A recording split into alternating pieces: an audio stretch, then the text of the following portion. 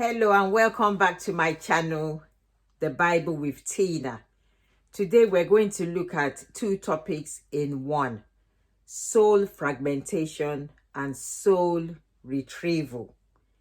So if we look at the anthropology of human beings, it's the study of mankind, cultures, behaviors, and stuff like that. God created man in his own image. We have a body, a soul, and a spirit. Our body houses us so we can live in this physical world and so we can interact with each other.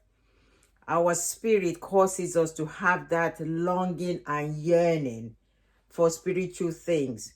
So you'll even see a little kid asking, who is God? Who created God? Who are his mom and dad? Where does God live? I remember asking my mom these questions when I was a little girl. Or you see someone ask, is there a God? I don't believe there's a God. That's our spiritual side. So there's that yearning and longing to know these things. Our soul houses our emotions, our feelings, our thoughts. So when you get into a relationship, a deep relationship, that's the soul. Or if you're in a place where you have a deep attachment, that's the soul. So you see, our soul can be fragmented. If you get out of a relationship, it's a bad break, and you're dumped, or you dump somebody, you leave a piece of your soul behind, and it can take a long time for you to get over that hurt, over that break, that relationship breakdown or a divorce. Any which way you look at it, it can take a long time because a piece of our soul has been left with that other person.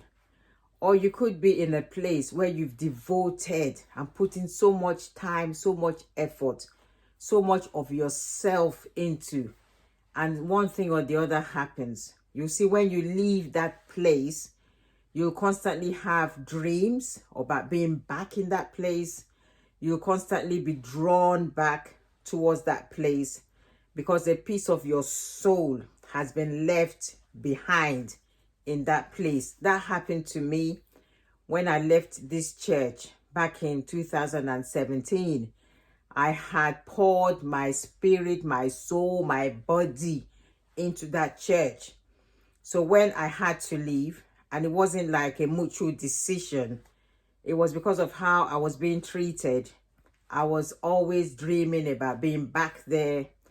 I couldn't break off with the people I'd known there.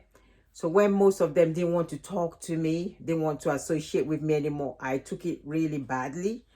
But now I know it's because a piece of my soul was still left in that place. So anytime somebody was having an event, once they tell me, Tina, I'm doing my baby's dedication on Sunday, I'll be like, yeah, I'll be there. I'll go back there. Oh, it's my birthday on Sunday, I'm going to do a Thanksgiving. I'll be there and I'll be back there. So you see, that place kept on pulling me and pulling me because a piece of my soul was left there. I had to pray. I had to pray hard that, Lord, help me. I cannot do this on my own. So that leads us nicely into the next topic, which is soul retrieval. How do you get over it? How do you retrieve the fragments of your soul that you have left with people or with places or in events? So what do you do? If you can, if it is possible, you can have a meeting with that person that broke your heart. If it's possible, sit down together and ask questions. What went wrong? What did I do? If you get the answers, that could start you on the journey of healing. So you've retrieved part of your soul back. Because I did not know why the pastor treated me the way he did, even when I asked, it was so hard because every day I'll be thinking, what did I do? Where did it go wrong? Why did he suddenly change towards me?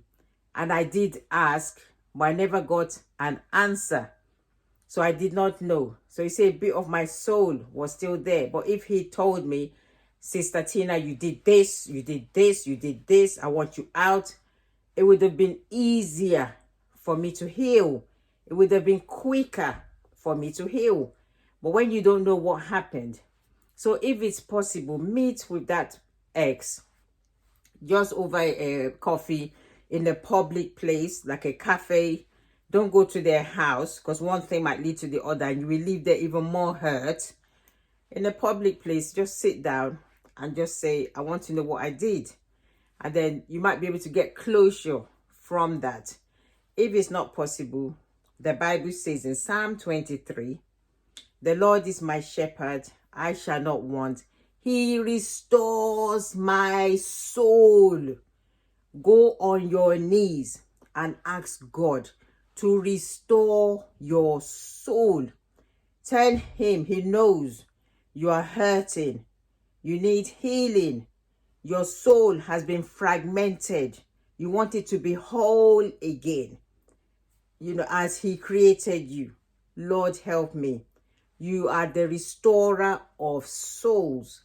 Help me restore my soul. Go on your knees. It's not a one-day prayer. Every day you ask God, restore my soul. This is what the Bible says. You restore my soul. And he will. So I was able eventually to get over that church hurt. You know, and I didn't think about that anymore. I knew there was no way I was going back. I shut that door completely. The Lord helped me. My ex also, who hurt me many years ago, when I saw him about 15 or so years ago, I knew that there was no pieces of my soul with him anymore. I felt nothing at all. So these are the ways.